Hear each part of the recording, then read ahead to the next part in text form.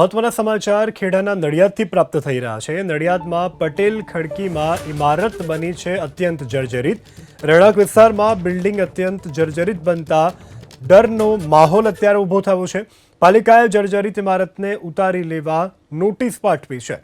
પટેલ ખડકી વિસ્તારમાં બેરિકેડિંગ લગાવી અને રસ્તો બંધ કરવામાં આવ્યો છે। સંવાદદાતા જલ્પેશ પટેલ ફોનલાઈન પર જોડાયા છે વધુ વિગત સાથે। જલ્પેશ, શું વધુ વિગત?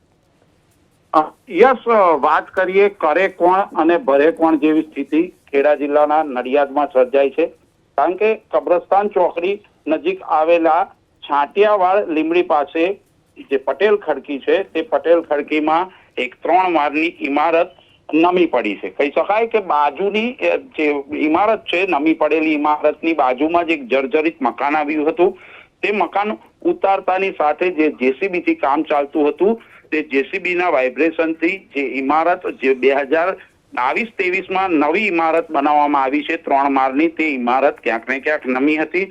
રેસિડેન્શિયલ ઇમારતના કારણે ત્યાં આગળ ભયનો માહોલ પણ સર્જાયો છે। ઇમારત નમી પડતાની સાથે જ નગરપાલિકા તંત્ર દ્વારા નમી પડેલી ઇમારતને તાત્કાલિક ધોરણે ઉતારવાની નોટિસ આપવામાં આવી છે।